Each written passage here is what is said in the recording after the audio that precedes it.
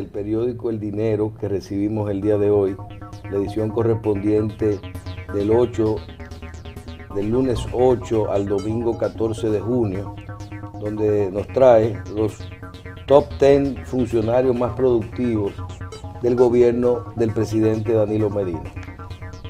Ahí podemos ver una lista de los funcionarios que aparecen, que no necesariamente tiene que ver con los funcionarios que realizan un mejor trabajo, sino muchos de ellos también con los temas que manejan. Porque podemos ver que cuando hay funcionarios que manejan temas de los que la población no está, siempre tiene, como el problema eléctrico, por mejor trabajo que pueda realizar un funcionario de este sector, no va a aparecer en esta lista,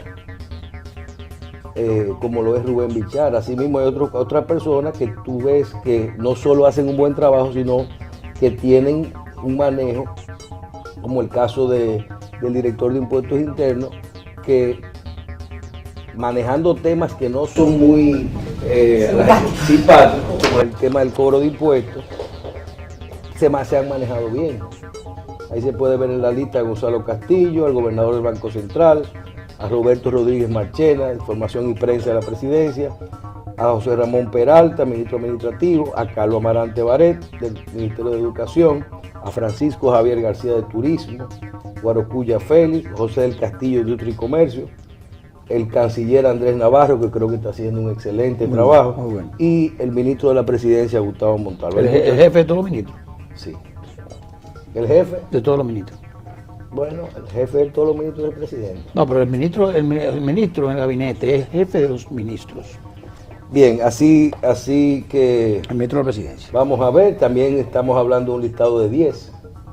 O sea que... Top 10. Sí, son muchos ministros, buenos y malos. Pero hoy nos acompaña uno bueno, en nuestra primera entrevista del día, que si nos ponemos a ver los logros que ha tenido en este periodo, podemos hacer una lista larga, la cual vamos a repasar en el día de hoy, pero le damos la bienvenida al ministro para Políticas de Integración Regional de la República Dominicana, el señor Miguel Mejía. Buenos días. Complacido de estar aquí con ustedes debutando. Claro. Porque parece ser que tú hay una división territorial de bienes y de todo con... De común acuerdo. Sí. Yo creo que aquí no hay división, aquí lo que hay es... Continuidad. Claro, no, también, relevo. Aquí hay muchas cosas. Aquí nos sentaron en una silla, siéntese ahí. Bueno, pero eso es parte de relevo. Aquí no hubo que firmar pacto. Yo le decía a Terrero que la gente no sabe que muchas de esas cosas que tuvo tu papá son ideas tuyas. Estoy como una hormiguita que vive así, escarbando. Y hace mucho. Y entonces él asume eso. A mí me consta, Claro. porque yo estaba aquí desde el 93. Michel chiquitico. Bueno. A mí me mandan a hacer cosas. ¿Te mandan a hacer cosas? Todos los días. Ay, mamá. Ministro, vamos a hablar primero de la política de integración regional. Tradicionalmente el tema, yo diría, más importante que usted manejó era el tema de nuestros acuerdos con Venezuela, los cuales luego de este pago de la deuda y de la situación que vivimos que vive la República de Venezuela en estos tiempos, una situación política y económica difícil, vemos que estos acuerdos, aunque se mantienen, se han debilitado. Háblenos un poco para edificar a la teleaudiencia de cómo está Petrocaribe en este momento. Mira, si existe. Tal y como tú dices, ya en este periodo de gobierno, el presidente me tomó sorpresa y creó un nuevo esquema dentro del organigrama del gobierno, que es el ministro para la Política de Integración Regional. Eso realmente me sorprendió gratamente, porque el país necesita insertarse de manera activa y efectiva en los diferentes bloques de integración regional. Al producir ese decreto, lo cual me confería el honor de dirigir el Ministerio de Integración Regional, en razón de que no existía esto en el organigrama del Estado Dominicano, nosotros hemos optado por dividir en etapas el trabajo que vamos a hacer. El primer trabajo que estamos haciendo es un trabajo de educación. De educación, primero los estamentos del Estado y desde ahí cara a la sociedad. Hemos hecho ya algunos cursos bajo el tema de raíces históricas de la integración regional, bajo el lema de educar para integrar, y ya llevamos como 5 versiones del curso, incluyendo uno internacional que fue a 40 diputados del Parlamento Centroamericano, de los cuales vinieron 32 de 5 países de Centroamérica y los 8 eran de la sede local de aquí de la República Dominicana. Después hemos hecho cursos para militares, para funcionarios, para legisladores, para empresarios. El próximo curso que vamos a dar va a ser para la Junta Agrario Empresarial. Ya le dimos uno a Duexport. ¿Por qué? Porque realmente el Estado a veces no puede atribuirse cosas sin que se le cree una conciencia a la población que en definitiva a lo que el Estado se debe. Y por eso nosotros debemos decirle a la población qué importancia tiene la creación de un Ministerio de Integración Regional y al sector productivo, qué importancia tiene que el Estado Dominicano sea un facilitador para el aparato productivo nacional. Es razón de que ya el Estado Dominicano no produce de nada. El Estado Dominicano se ha venido desembarazando en los últimos 20 años de lo poco que tenía, que eran las empresas estatales. Sin embargo, el Estado Dominicano crea esta instancia y evidentemente quien más se va a beneficiar de esto va a ser el aparato productivo nacional, porque el Estado va a ser un facilitador de buscarle mercado, de buscarle financiamiento, de insertarlo en los bloques de integración regional, y mucho de esa inserción te beneficia exonerándote incluso de impuestos para muchos de tus aranceles, muchos de tus productos. Entonces, hemos estado desarrollando una política de concientización en ese sentido. Y yo creo que vamos muy bien. Estamos creando un centro de documentación para que este centro de documentación oriente, informe a las diferentes instancias del Estado que tengan que ver con estos procesos de lo que está pasando en el mundo. Y no está, es parte de lo que pasa en el mundo con relación a la integración. Y lo otro es un observatorio que le dé seguimiento al día a día a lo que pasa en el mundo con la integración. Y me parece que esto que fluya a todos los ministerios con una orientación permanente y ágil, yo creo que es un paso de avance. Porque vivimos en un mundo globalizado y no podemos estar aislados de lo que pasa en el mundo. Y ya casi en el mundo nadie tiene una independencia absoluta. Hay una independencia por una razón u otra de lo que pasa en el mundo. Entonces yo creo que ahí vamos bien en ese sentido. ¿La integración es casi en todo económica? No. En todos esos aspectos son... Integración es cultura, integración es comercio, integración es ciencia, integración es educación. Integración abarca todo. ¿Y están los apoyos políticos también? Todo. Por ejemplo, nosotros ahora empezamos a trabajar de manera muy discreta y silente, porque es el estilo del presidente de la República. Yo creo que un país con la característica presidencial como el que tiene, como la República Dominicana, los presidentes le impregnan su estilo y hasta su personalidad. El presidente Danilo no es muy dado a ser muy protagónico, no es muy dado a los efectos mediáticos. Entonces nos ha orientado a que hagan un trabajo discreto. Y por eso nosotros nos hemos cacareado mucho algunas de las cosas que hemos estado haciendo. Pero nosotros comenzamos a trabajar en el Caribe desde el momento que nos metimos en el ojo del huracán con el tema Haití. Y comenzamos a visitar las islas del Caribe. El Caribe tiene casi 18 países. Y en esos países fuimos a hablar en función del relanzamiento de la política del gobierno dominicano con relación a las islas del Caribe, entendiendo que es un hábitat natural y que nosotros debemos trabajar. Y dentro del Caribe, bueno, lo dividimos en 3. El Caribe neolandés, que es Aruba, Curazao, San Martín, de lo cual hicimos varias visitas. Y yo puedo anunciarle a ustedes que próximamente se va a firmar un memorando de entendimiento entre las islas del Reino Unido de Holanda y la República Dominicana. ¿Y qué significa esto? En que ya en el momento que nosotros estamos conversando, hay algunas naciones del reino holandés que se están nutriendo de productos de la República Dominicana. Mientras los Estados Unidos nos están diciendo que tenemos una veda por la boquita Mediterráneo, los curazaleños están exportando de aquí para allá alrededor de un furgón mensual de alimentos, de vianda, de víveres, y eso hace que alrededor de 1 millón mensual de parte de ellos para el consumo de ellos. $1 millón de dólares. De dólares. Para el consumo de ellos. ¿Por qué? Porque tradicionalmente Curazao se suple de Venezuela. Hay una especie como de goleta que van de Venezuela, se ahorillan ahí. Es un ferry ahí. Y entonces comienza la gente a comprar. Hoy no se produce de nada. Pero con la situación, tal y como usted dijo en su introducción, que tiene Venezuela, eso se ha desaparecido. Entonces ellos han decidido optar porque la República Dominicana sea el mercado que les supla a ellos. Que resulta que uno de los grandes problemas que ha tenido el Caribe en términos de integración, en términos de comercio, en términos de intercambio, ha sido el problema del transporte aéreo y marítimo. Es de ahí que nosotros desde el Ministerio de Integración comenzamos a promover la creación de una flota mercante caribeña. Y comenzamos a hablar con los primeros ministros de todos esos países del Caribe, y ellos vieron con simpatía el planteamiento nuestro. Porque nosotros conseguimos una flota mercante caribeña como un instrumento que lo manejen los gobiernos del Caribe. Que con un fondo común de los gobiernos del Caribe compremos la flota. Es decir, de tener 4 o 5 barcos que antes existían, que estaban dando viajes de allá para acá, de aquí para allá, y eso realmente hace que los productos nuestros te lleguen en 32 horas a cualquier punto de las islas del Caribe.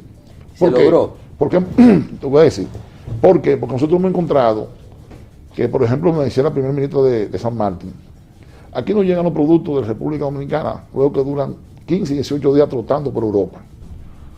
Y los productos dominicanos no entran de manera directa, sino que entran por Europa. Y entonces dicen ellos, no, así no puede ser. ¿Qué ha planteado Curazao?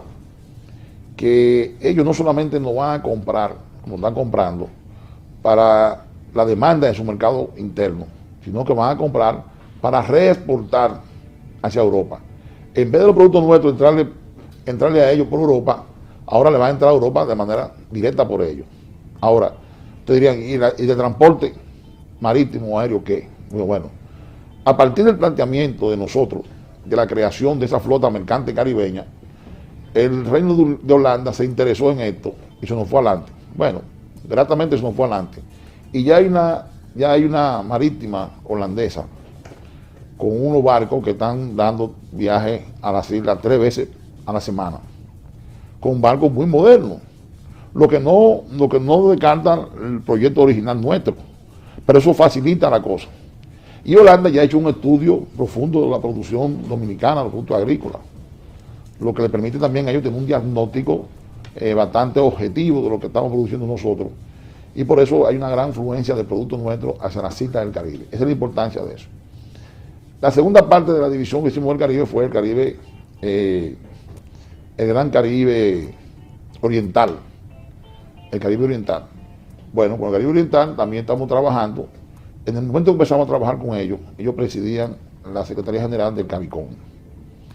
El primer ministro de Antigua y Barbuda la tenía. Luego hubo elecciones y ganó otro de la oposición y seguía con la presidencia del CARICOM. Eso nos permitió, ya había una relación primaria con ellos, nos permitió esclarecer de manera discreta y silente realmente cuál es la realidad de la situación de la República Dominicana y Haití. A nosotros explicarle la situación de la República Dominicana y Haití y estos constantes viajes que hemos estado haciendo hacia el Caribe, nos ha permitido que ellos tengan de primera mano la versión de nosotros como dominicanos, nosotros como Estado, de cuál es la real situación. Y ellos han encontrado que ha habido mucha desinformación de sus propios compañeros y de otras naciones que tienen intereses que no solo la República Dominicana con el tema haitiano. Y eso nos ha ayudado enormemente. Entonces, el tercer eje es el Gran Caribe. Entonces ya ahí estamos trabajando con Jamaica, Trinidad y Tobago, Guyana, y estamos cementando ese trabajo. Yo le diría que desde ese punto de vista hemos ido haciendo un trabajo excelente. Ya la República Dominicana tiene doliente y ya tenemos la vía de comunicación para que ellos, cualquier cosa que quieran saber de nosotros y nosotros de ellos, tengamos vía de comunicación directa y no a través de intermediaciones, que las informaciones llegan deformadas o de acuerdo a los intereses de quien la está sirviendo. Entonces, hemos venido haciendo parte de este trabajo y yo creo que vamos muy bien. Por ahí no fue que vino el boche, el presidente, en el Congreso, con un presidente de una de las... Sí, González. Sí, ese es Ral González. Fue amigo. Por una desinformación, ¿verdad? Porque se ponen a... No, porque Ral González, cuando inició el problema, él era el presidente del CARICOM. Sí, exacto. Y él se atribuía funciones que no le competían a él, ni que nadie le había dado ese derecho. Él cogió el trampolín del CARICOM para descargar toda su visión personal sobre este tema. Y en una reunión que se había producido en Cuba sobre los países, era de la CELAC la reunión. Sí. Y ese tema no estaba en agenda, porque previamente se había acordado, y yo recuerdo que el presidente Maduro nos llamó para que le traspasáramos un mensaje al señor presidente de que tuviera la tranquilidad y la garantía de que ahí el tema de Haití no se iba a tratar, porque no era un tema de un tratamiento multilateral, eso es un tema bilateral entre República Dominicana y Haití. Y eso fue un exabrupto que él cometió, que puso en riesgo el mismo desarrollo de ese evento ahí, con la imprudencia que él cometió con esa actitud. Afortunadamente el presidente de la República le dio la respuesta merecida. Y luego vinieron las reacciones de los demás gobiernos, porque fue una imprudencia, porque eso era un tema que ni siquiera estaba en agenda. Y de hecho el señor González le había mandado una carta previa al presidente también. Una carta bastante... Él ha sido muy respetuoso. Exacto. Yo tengo una gran amistad con él de hace mucho tiempo, y realmente yo recuerdo que como estuve en Antigua y Barbuda, el primer ministro de Antigua y Barbuda le pidió que nos recibiéramos. Nosotros andábamos en un avión privado con 4 o 5 días dando vueltas por todas las islas. Y él mandó un saludo, un abrazo, pero que no quería recibirme. Entonces, a partir de ahí, marcamos distancia. Exacto. Porque si evidentemente él tiene una actitud tan sectaria, tan irresponsable, tan arrogante, nosotros también tenemos otro orgullo, tenemos otro principio. Después hemos coincidido en algunos eventos y nos saludamos.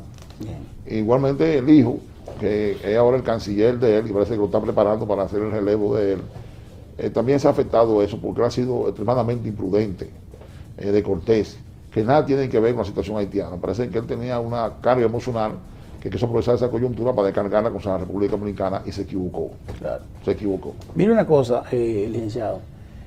Usted fue parte de los arquitectos de las buenas relaciones de República Dominicana con Venezuela en el periodo en que Fernández estaba al frente del gobierno, y más cuando Chávez entró como presidente, lógicamente, con el tema del acuerdo de Petrocaribe y muchísimas otras cosas más de relaciones bilaterales con Venezuela. Al final, cuando el gobierno dominicano decide, por conveniencia económica, comprar la deuda que estaba en el mercado, según lo que dice, estaba en el mercado, o se negoció con Venezuela, mucha gente piensa que el acuerdo de Petrocaribe se acabó. Petrocaribe es un acuerdo de largo plazo, donde el gobierno compra una parte del combustible y una parte la paga y una parte la financia. Al saldarse con un buen descuento esa deuda en ese momento, alguna gente piensa que esto terminó. Lógicamente el contrato sigue. Sin embargo, me gustaría ver con usted, en el momento, ¿qué se está cargando a deuda? O sea, ¿qué parte de la deuda, del acuerdo, está llevando un pasivo a largo plazo? Se están pagando los intereses y, más importante, creo, el tema de la compensación con productos agropecuarios, habichuela, harina, lo que fuere. Está vigente, hay negociaciones, hay mucha gente exportando a través del Petrocaribe que se maneja con el gobierno venezolano y con el Ministerio de Hacienda en este momento. Mira, vamos primero con el asunto de la venta de la deuda. Yo creo que esa fue la operación más certera, más transparente, más cristalina que se ha hecho. Y yo la conozco desde su inicio, porque aquí se presentaron unos representantes de un banco norteamericano que me pidieron ir donde el presidente venía encomendado, según ellos, por unos funcionarios de Venezuela, que acaban de hacer una experiencia con Uruguay en la venta de la deuda. Y yo lo llevé a esa gente al señor presidente. El señor presidente, luego de una conversación bastante amplia, el presidente es muy minucioso con los asuntos económicos y lo maneja muy bien. Además economista. Y lo maneja muy bien. Nos remitió donde el ministro de Hacienda. Yo trasladé a los señores allá. Pasó el tiempo, los señores me llaman que el asunto no está caminando y volvemos donde esperó un presidente. Luego, yo, como siempre, hago el puente, el enlace, y me desconecto de eso, porque ya eso va a estamentos especializados. Otras instancias. Que yo no tengo nada que ver. Yo hago una labor política, diplomática del asunto, pero ya en la ejecutoria y las conclusiones yo no tengo nada que ver, claro, ni me entero. Pero luego yo me entero a través del rumor público que ya hay mucha especulación con eso. Sí. Y ya había algunos traviesos del patio, de tolobistas, inescrupulosos, que habían metido sus narices en este asunto. Y ya estaban hablando de una repartición de comisiones de casi 80 millones de dólares. Y yo le llevé el rumor al presidente. Miren, está tranquilo, yo estoy al tanto de lo que está pasando. El presidente astutamente dejó vencer ese primer acuerdo con ese banco. Y luego el presidente colocó unos bonos soberanos 2.000 millones en el mercado. Y esos bonos, con esos bonos fue que se le pagó sin la intermediación de nadie. Ni siquiera del lobby normal que hacen los bancos, que es legal. Sí. Incluso en Estados Unidos tú no puedes meterte que yo soy Michel Jacín o soy Terrero, hacer una transacción, tienes que tener un permiso para eso. Claro. Ahora los bancos que hicieron operaciones se ganaron un fee muy mínimo. Sí. Muy mínimo. Eso sí lo más transparente y cumplimos con eso. Se borró la deuda. Eso nos benefició a nosotros porque nos economizó casi 500 millones de dólares. Y le benefició a Venezuela porque Venezuela, en un momento en que los precios del petróleo comenzaban a bajar, necesitaba de liquidez. Claro. Entonces yo creo que fue un gesto amistoso, el del gobierno dominicano, en un momento de seria dificultad económica, que le esté pagando casi 2.000 millones de dólares. Y sobre todo también le da, además de que le dio un pago económico, le dio una herramienta política. ¿Por qué? Porque históricamente la oposición venezolana vivía satanizando a Chávez y a su gobierno porque decía que estaba regalando el patrimonio venezolano, que estaba regalando el petróleo. Y resulta que nunca no ha regalado nada. Claro que no. Lo que nos han dado el privilegio de la concesión de un financiamiento de un 40%. De pagar a 25 años y un 1% de interés. Correcto. Pues no nos regalan nada. Y muestra de eso es que estamos pagando a ese regalo casi 2.000 millones de dólares. Correcto. Entonces, esa herramienta política lo coge el gobierno para demostrarle a aquellos que históricamente han querido enajenar al pueblo, hablándole mentiras, de que las cosas no son así. Bien. Con eso se limpia la deuda, pero eso no afecta en nada la continuidad del acuerdo. Lo que pasa es que la República Dominicana no se ha beneficiado de eso en la proporción que ha debido beneficiarse. Con el intercambio con... Porque ha habido, del acuerdo. Mira, cuando yo empecé a hablar con Chávez sobre el acuerdo Petrocaribe, Chávez me dijo, a mí vamos a meter el GLP. O sea, el GLP es el gas propano con la que cocina la sala de casa. Claro. Vamos a meter ahí el cemento asfáltico, que nace 30, como que pavimenta en la calle. Sí. ¿Verdad? Y yo recuerdo que él, un lápiz de carbón, él izquierdo, hace un esquema para llegar al Leonel. Eso fue a los 4 días de Leonel haber ganado las elecciones. Y yo vine de Venezuela, del aeropuerto, a donde Leonel. Le llevé esto, mira. Extrañamente yo veo, cuando se hace el acuerdo, que no aparece el GLP. Y Chávez estaba planteando no solamente meter el GLP en el acuerdo, sino crear una especie de bombona, ellos llaman bombona, a los tanques de gas, para que las organizaciones comunitarias se compraran y se vendieran ellos mismos. Que Venezuela le iba a facilitar eso.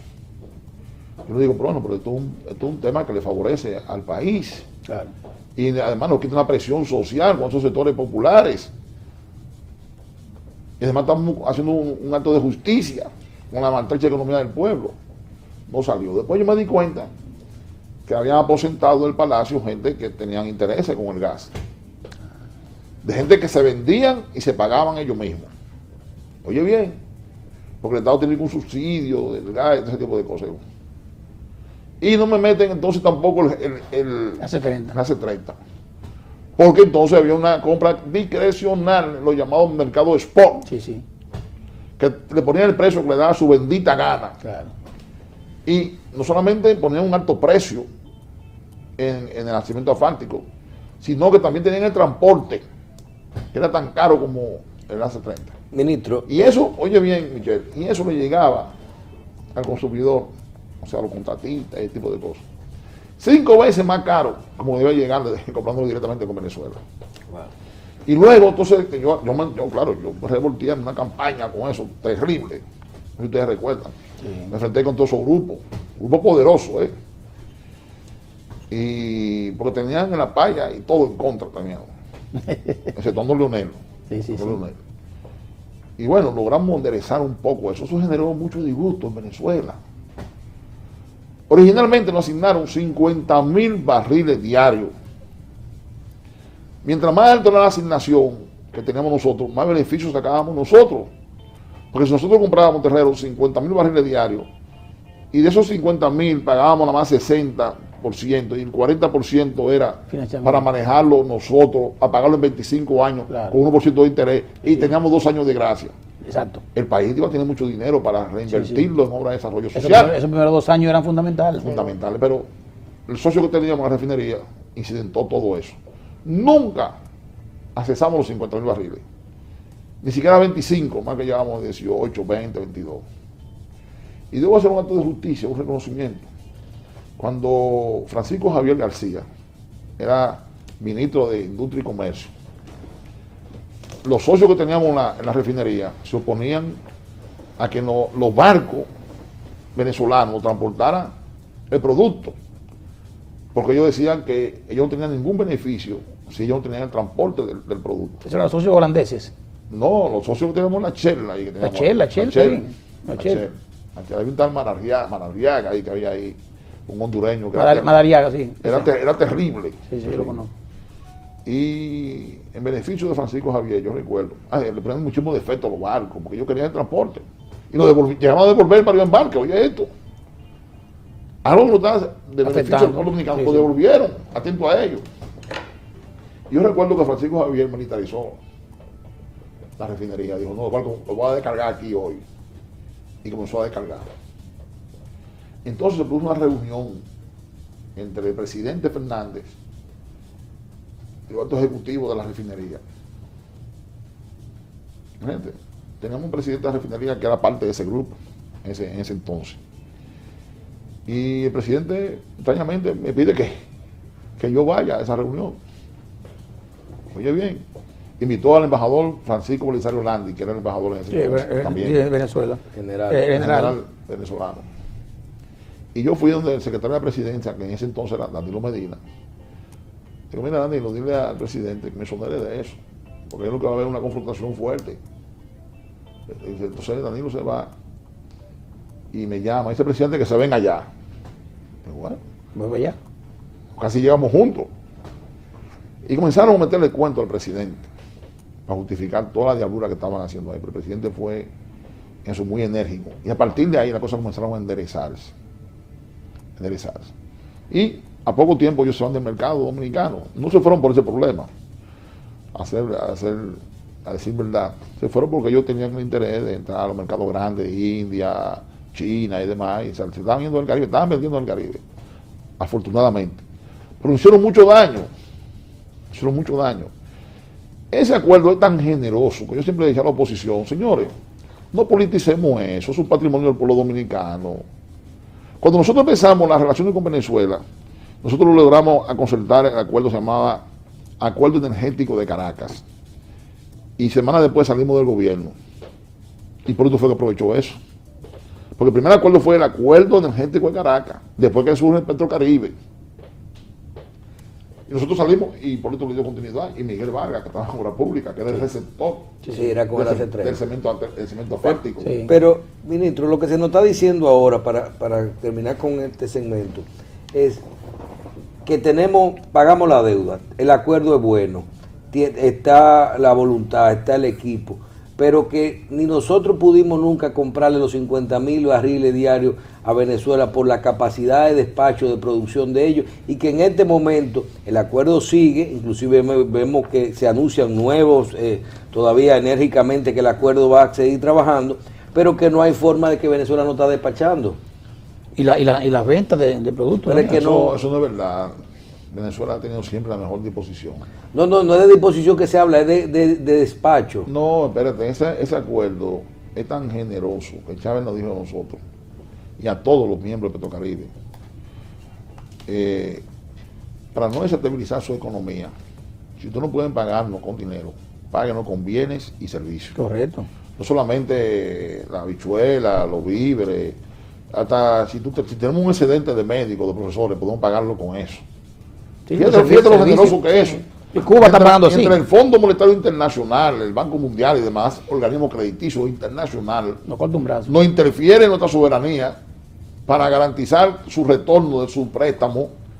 Mira lo generoso que es este acuerdo y no lo cuidamos. No lo cuidamos.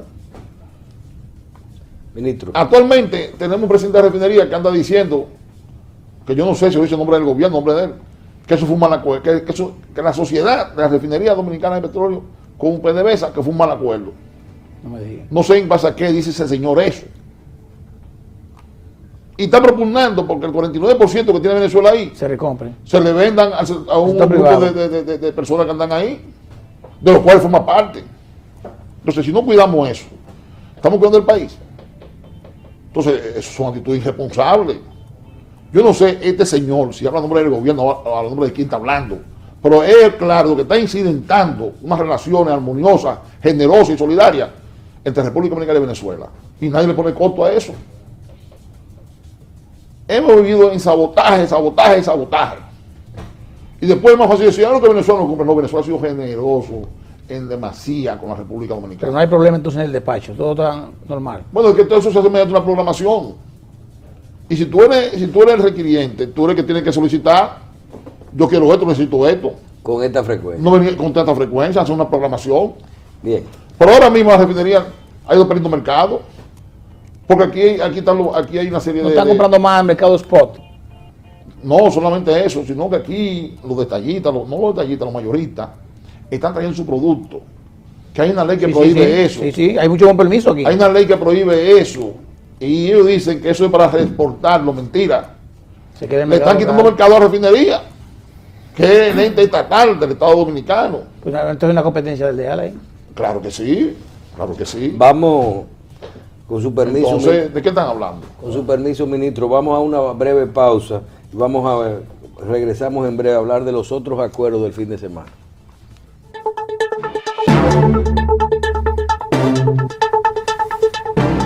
Ministro, el fin de semana se produjo en primera lectura la aprobación de la reforma a la Constitución.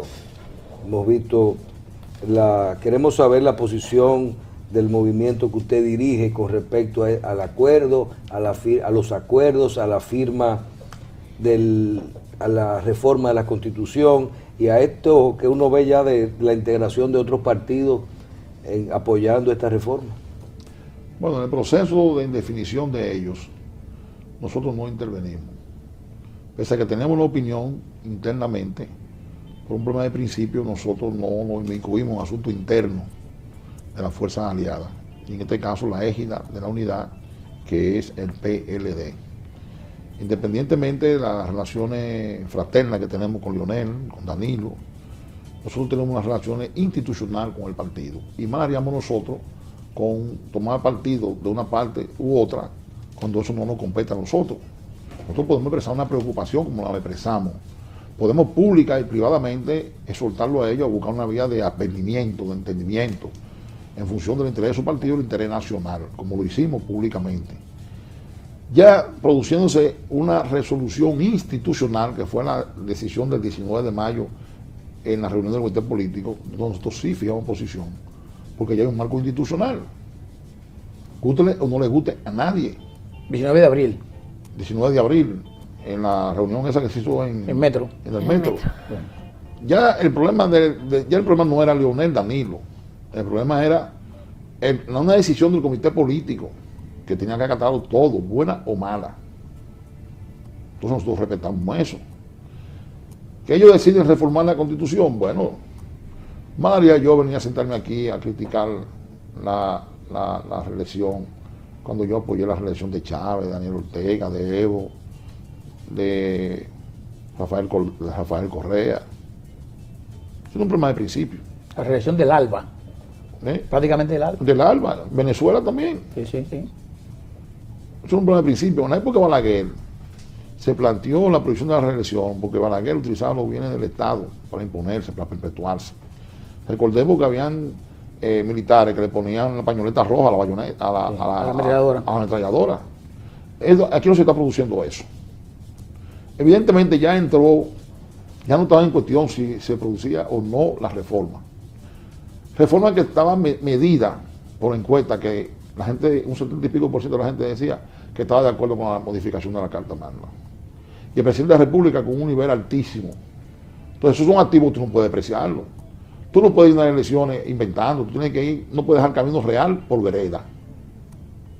La participación electoral tiene que tener un sentido pragmático de lo posible, lo que más convenga en este sentido.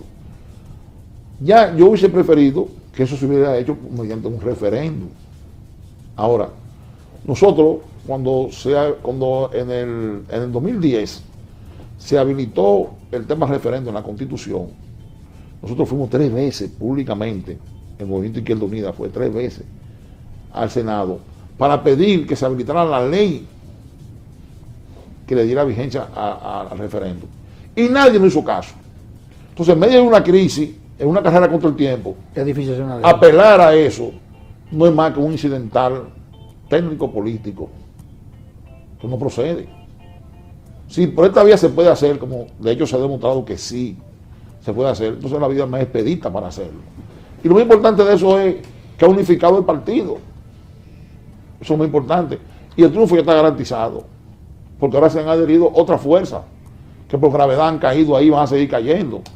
Entonces Danilo va a seguir siendo historia, porque va a pasar ahora en estas elecciones que Danilo va a sacar más de un 60%. Y cuando tú revisas la historia electoral de este país, ningún candidato, ni siquiera en sus mejores tiempos, ni siquiera Balaguer, cuando se perpetuaba con su fraude, llegó a tener un 60%. Conservadoramente te digo un 60%. Pero te puede sacar más. Sí. Entonces se ha producido un consenso que Danilo ha denominado y ha dicho que quiere crear un gobierno de unidad nacional. Yo creo que eso es muy importante.